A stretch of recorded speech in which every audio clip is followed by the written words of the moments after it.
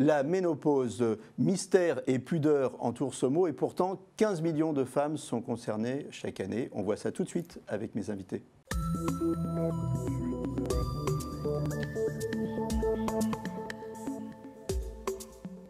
Avec moi sur le plateau, Brigitte Carrère, vous êtes co-auteur de l'ouvrage « Toi et moi, on s'explique ». Et bien sûr, quand vous dites « Toi et moi, on s'explique », vous parlez de la ménopause.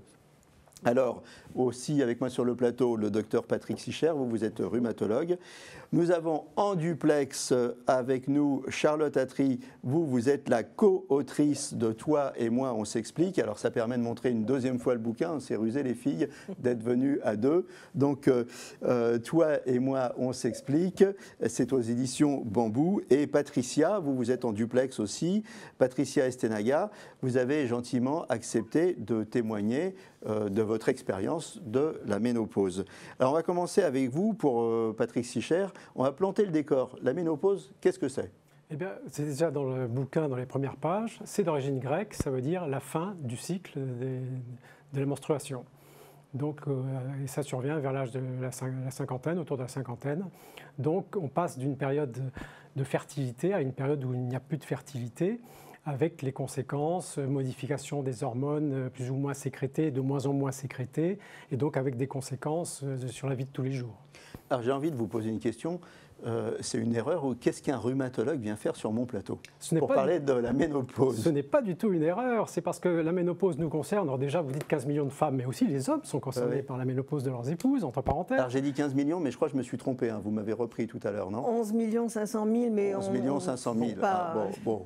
Alors le rhumatologue est concerné d'abord parce que cette baisse d'hormones est à l'origine souvent de douleurs qui surviennent, parce que certaines hormones protègent contre la douleur et la diminution de sécrétion, par exemple, de la progestérone est à l'origine de la survenue de douleurs par la suite.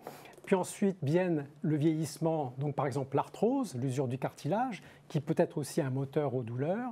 Et puis nous sommes aussi tout à fait concernés par les risques d'ostéoporose, qui sont à l'origine de fractures, alors que c'est une pathologie qui est très facile à dépister et très facile à traiter. Alors concrètement, la ménopause, ça se vit comment? On va se tourner vers Patricia. Patricia, vous, premier signe à 45 ans, vous êtes fatiguée, perte de mémoire, déprime, mais à 45 ans, on ne pense pas à la ménopause. Pas du tout. J'étais à milieu de penser à la ménopause. À l'époque, je pensais plus à un syndrome d'épuisement professionnel qu'à la ménopause.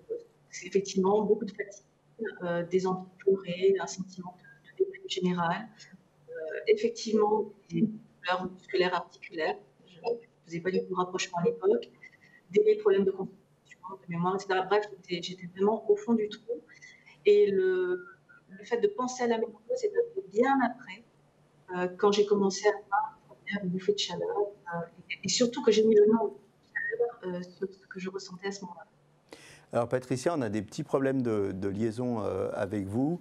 Hein, on va essayer de résoudre ça. Pendant ce temps-là, je vais me tourner vers le doc.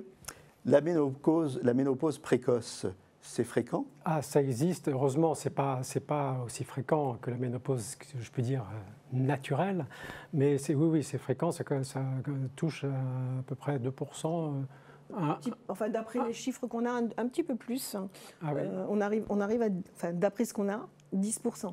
Ah oui, donc je suis sûr que vos chiffres sont certainement plus exacts que les miens. Et c'est vrai que ça, c'est une mauvaise surprise, et ça peut commencer dès l'âge de la quarantaine. Hein. Alors, qu'est-ce que vous avez fait? Vous avez commencé un traitement hormonal, c'est ça? Oui, je ne sais pas si le son est... Non, le son, il est toujours aussi mauvais. Je vais vous dire ce que vous avez fait, parce que j'ai la fiche. Hein. Vous avez commencé un traitement hormonal et suite à une rupture de stock sur le marché, vous avez été obligé d'arrêter votre traitement hormonal et il y a eu un retour amplifié des symptômes suite à cette rupture de traitement.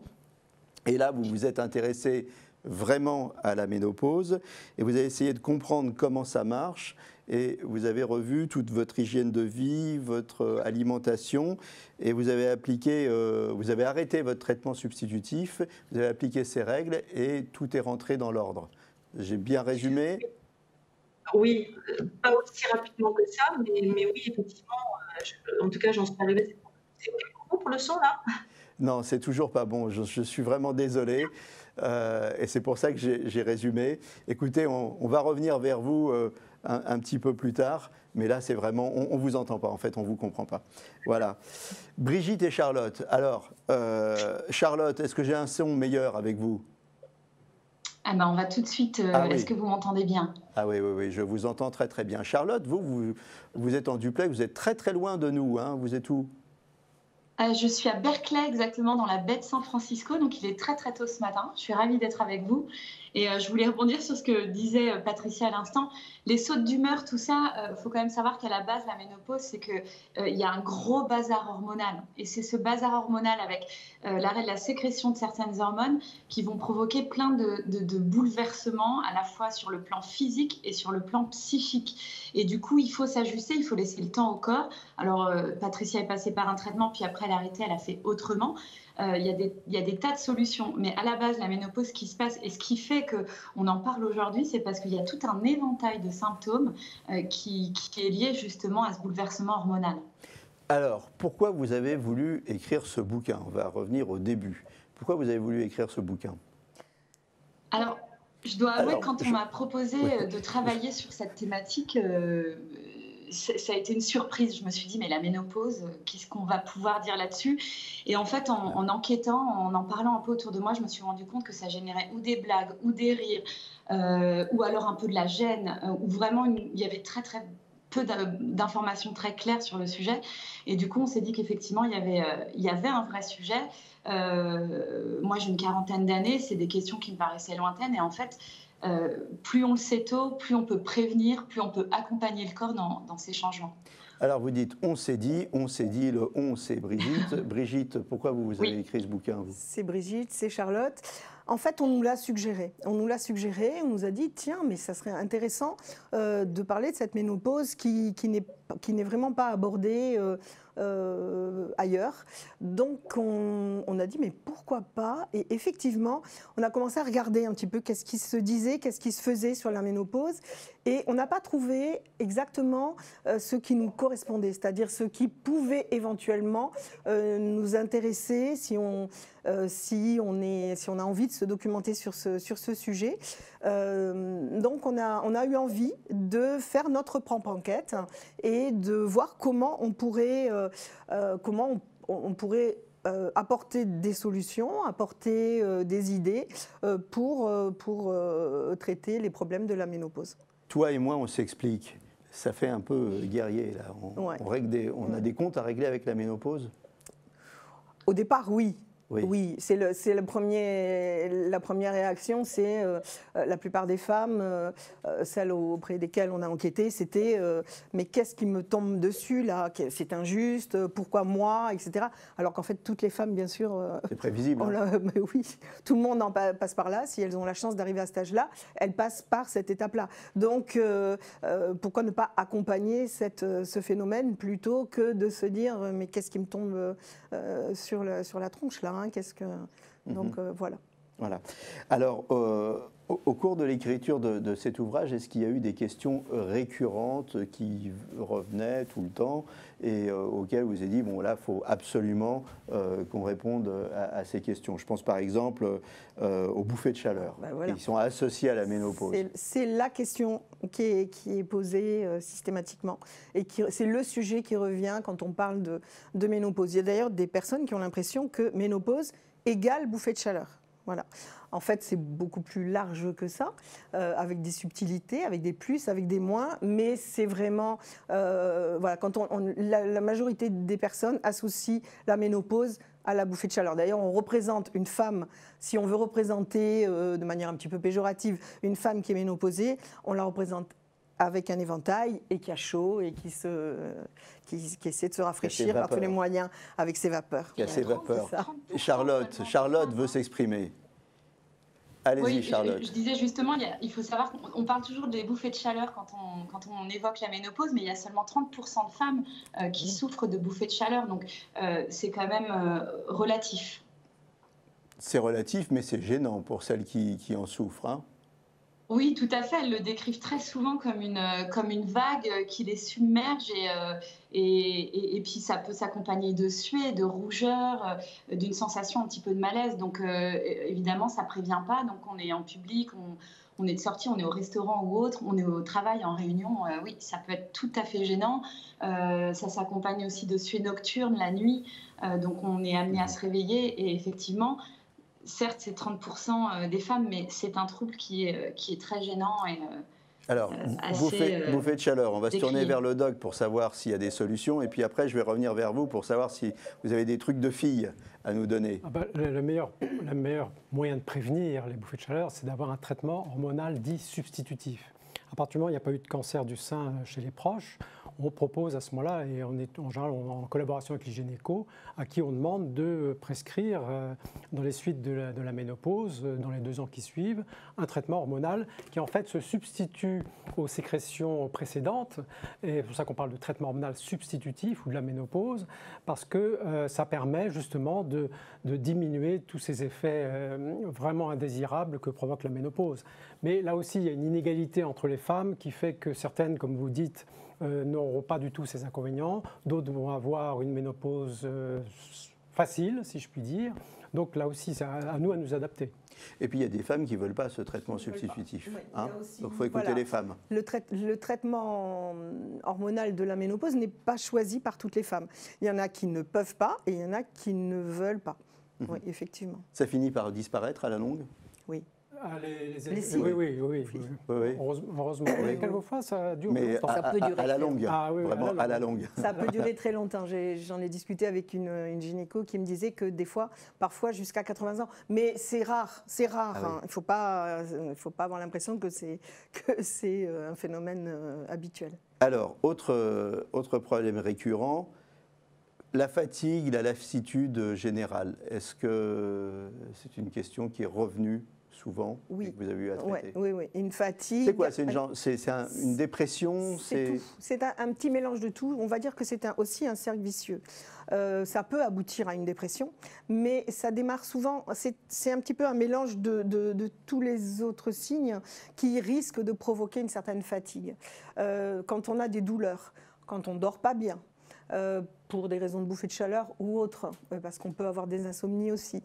Quand on a le corps qui évolue, quand on se sent moins tonique, je ne veux pas faire un schéma trop négatif de tout ça, mais tous ces petits changements mis bout à bout, parfois vont provoquer chez la personne un sentiment que non, elle peut plus rien faire, ça va plus du tout, elle est plus la même, et ça peut provoquer ce sentiment de désintérêt, et c'est un risque, effectivement. Patricia, on va faire une tentative pour voir si on vous entend mieux. Est-ce que vous avez ressenti ça ? Oui, j'ose plus parler là. Est-ce que vous m'entendez ? Allez-y. Un peu mieux. Ah, c'est bon. Oui, tout à fait. C'est d'ailleurs la première chose que j'ai ressentie, hein, vraiment cette grande fatigue physique et intellectuelle. C'est-à-dire que j'avais même l'impression, je perdais la mémoire, j'avais du mal à me concentrer, j'avais du mal à m'exprimer, au point qu'on m'a même fait passer des analyses pour voir si ce n'était pas vraiment une maladie type Alzheimer et choses comme ça. Et je sais que je ne suis pas la seule. Donc c'est vrai que c'est quelque chose de très très fréquent. Je crois que vous avez un ordinateur qui fatigue au fur et à mesure que vous lui envoyez les mots, en fait. Hein, c'est ça, Patricia, on l'entend bien au début, et puis à la fin, ça se bouscule. Charlotte ? Oui. Allez-y, je suis sûr que vous avez quelque chose à dire sur cette sensation de fatigue, de déprime. Oui, encore une fois, c'est lié au tumulte hormonal. On parle souvent quand les femmes sont réglées, ont leur menstruation, souvent avant d'avoir leurs règles, il y a un petit passage où on peut être de mauvais poil, fatigué, un petit peu plus irritable. Et ben, la ménopause, c'est une période un petit peu comme ça, mais plus longue. Et du coup, il faut réussir à s'ajuster à ça, ce qui n'est pas toujours évident. Donc, il faut se montrer patient. Et puis, comme le disait Dr Sicher, c'est vrai qu'il y a autant de styles de ménopause qu'il y a de femmes. Donc, c'est absolument pas général, mais on le sent passer quand même. Il y a un petit changement hormonal qui fait que sur l'humeur et la fatigue, il faut être patient et il faut s'écouter. Et c'est des périodes de transition. La ménopause, c'est passer à un nouvel état, quoi. Donc forcément, ça fatigue le corps et l'esprit. Patricia parlait de fatigue, de perte de mémoire. C'est des choses qu'on a, en enquêtant, découvert également.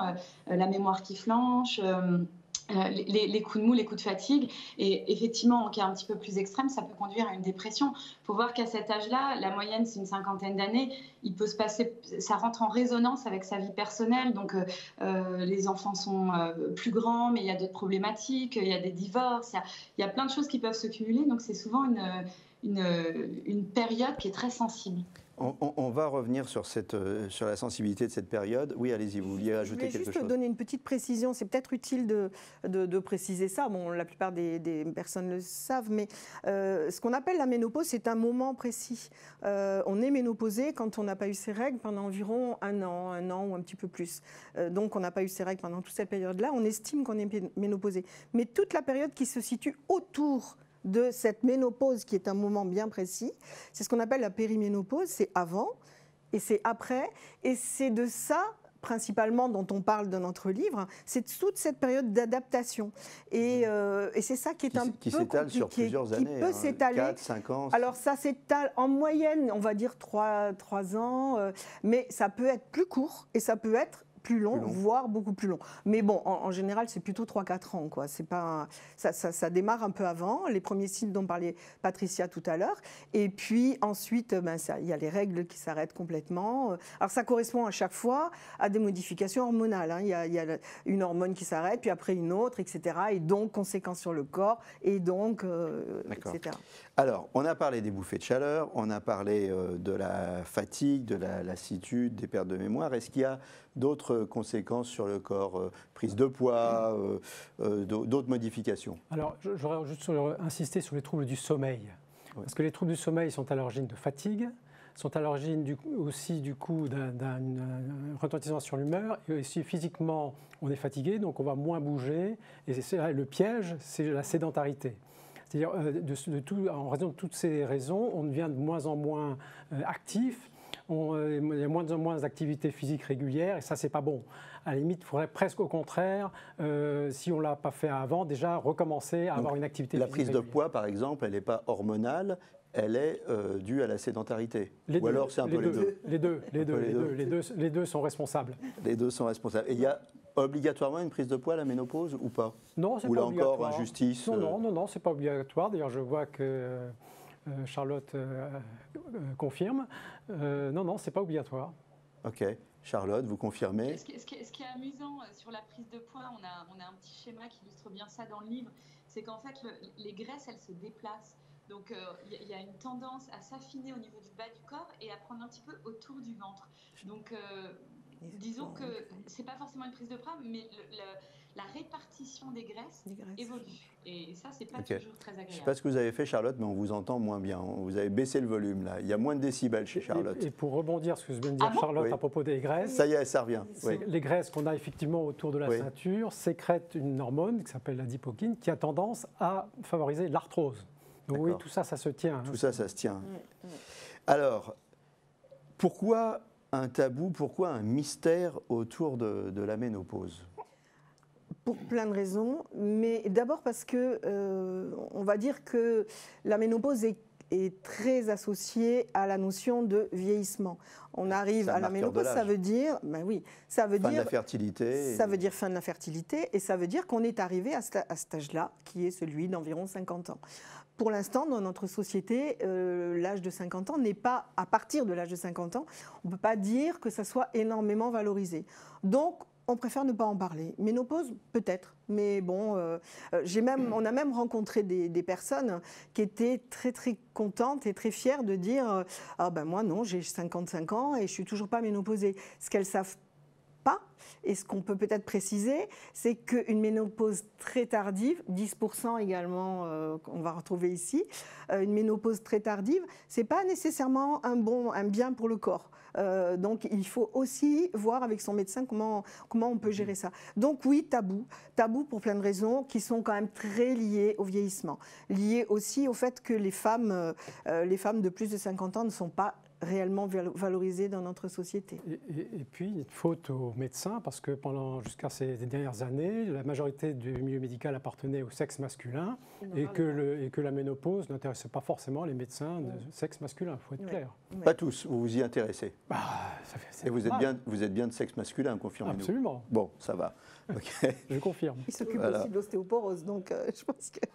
Bon, donc en fait, ce que vous nous dites, c'est que la ménopause, marqueur de l'âge, dans une société dominée par le jeunisme, quand on est une working girl de 50 ans, c'est pas un bon signe de dire qu'on est ménopausée. On le dit pas. On le dit pas. En général, on le dit pas. Ou si on veut faire partie du prochain plan social, on le dit. Voilà. En fait, on devrait ni avoir à le dire, ni pas avoir à le dire. Ça devrait être quelque chose qui n'a pas réellement d'importance. Ça existe, ça fait partie de la vie, mais pourquoi soit dire je suis ménopausée à tout prix, on n'a pas non plus à mettre des panneaux en disant je suis ménopausée, je suis fière de l'être.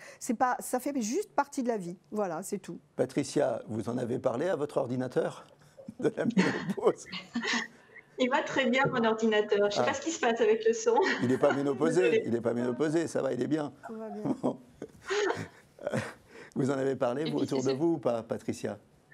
Ah ben non seulement j'en parle, mais pour aller dans ce que disait Brigitte, il se trouve que moi j'ai créé une communauté autour de ce sujet. Donc oui, moi je revendique le fait d'être ménopausée et j'encourage les femmes à changer pour le coup complètement le regard sur cette période-là, parce que je crois que l'état d'esprit et la façon dont on aborde cette transition de vie, c'est juste fondamental dans la façon dont on vit ce moment-là, vraiment.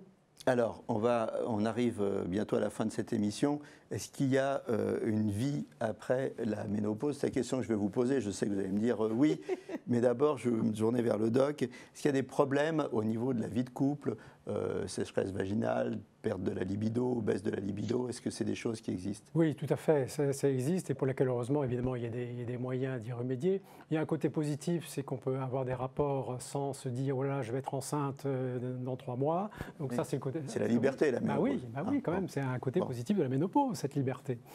Mais sinon, oui, il y a... Pour chaque inconvénient, il y a de quoi proposer un traitement ou des traitements. Effectivement, on a bien étudié ça, justement. Hein. On est allé dans ce sens-là. Oui, il y a de quoi vivre largement, mais la question devrait être tellement évidente. Effectivement, il faut aider, il faut accompagner les personnes qui souffrent de certains de ces signes. Mais bien sûr que la vie, elle continue. C'est une continuité avec des étapes, avec des phases différentes. Oui, bien sûr. Elle continue et souvent elle commence à 50 ans. Elle peut. On voit beaucoup de gens qui changent de vie à 50 ans, 55 ans, qui changent de mari, qui changent... Donc la vie, elle... Pourquoi pas? Mais il ne faut pas se donner ça comme une nécessité, comme une obligation. C'est vrai qu'il y a... On n'est pas obligé de changer de mari, c'est ce que je vous dis. Gardez-nous un peu. C'est pas utile non plus de se dire attention, vite, il est 50 ans là, il faut que je fasse ça, il faut que je sois heureuse, il faut que je... Non, il faut juste non, mais ce n'est pas non plus le signal de il est 50 ans, tout s'arrête. Non, donc il est 50 ans, tout continue. Tout continue. C'est ça? Vous êtes d'accord, Charlotte? Ah mais tout à fait. Je pense que ce qui serait bien aussi, c'est que la société change de regard. Vous m'entendez? Vous avez quel âge, vous, Charlotte? Vous ne faites pas semblant de ne pas m'entendre. Non, j'ai 41 ans. Voilà. Moi, je suis très contente d'avoir écrit ce livre parce que je me sens prête et je pense vraiment que tout ça, c'est assez culturel. Aux États-Unis, les mamans entre elles peuvent parler de leur ménopause. C'est quelque chose qui n'arrive pas en France. Il y a des pays aussi où la femme qui est ménopausée, elle atteint un statut social différent. On est plus sage. Donc, ce qui serait chouette, c'est que la société change un tout petit peu de regard sur les femmes ménopausées. Ménopausée, ça ne veut pas dire être, ça y est, cataloguée, je suis vieille, je suis bonne à rien, quoi. Pas du tout. Donc, c'est juste une étape du corps de la femme qu'il faut, certes, parfois accompagner parce qu'il y a des petits tracas, mais qui peut aller vers des périodes très agréables et très chouettes. Donc, il faut aussi positiver, et c'est quelque chose qu'on dit bien dans le bouquin, il faut méno-positiver pour essayer d'aller vers cette période-là avec un peu plus de sérénité. Il nous reste 1 minute, on laisse une parole cryptée de conclusion à Patricia. Non, j'ose plus parler, je vous laisse conclure, ça va être horrible. Brigitte, qu'est-ce qu'on leur dit aux femmes? Quel message on leur fait passer? On leur dit bien entendu de lire le livre, hein, c'est évident. Avec ça, j'ai quand même... Petite pub, toi et moi, on s'explique, hein, la ménopause. Excellent livre, voilà, recommandé par le doc. Je dis oui, mais oui, j'acquiesce. Je connais des personnes qui l'ont feuilleté et qui m'ont dit que pour elles, il y a eu un avant et un après. Donc, c'est super. avant, j'ouvre le livre et après, je le referme. Et après, je le referme. C'est l'avant et l'après. Mais c'est super, voilà. Voilà. Mais écoutez, en tout cas, c'était sympa d'en parler dans la bonne humeur, hein, parce qu'on ne voulait pas faire un sujet larmoyant, dramatique. Malheureusement, ça n'est pas un sujet on parle larmoyant. De la vie, on parle de la vie. Voilà, merci à toutes, merci d'être venues sur le plateau, et puis merci à vous deux en duplex. Pardon, hein, Patricia, on n'a pas pu entendre réellement ce que vous aviez à dire.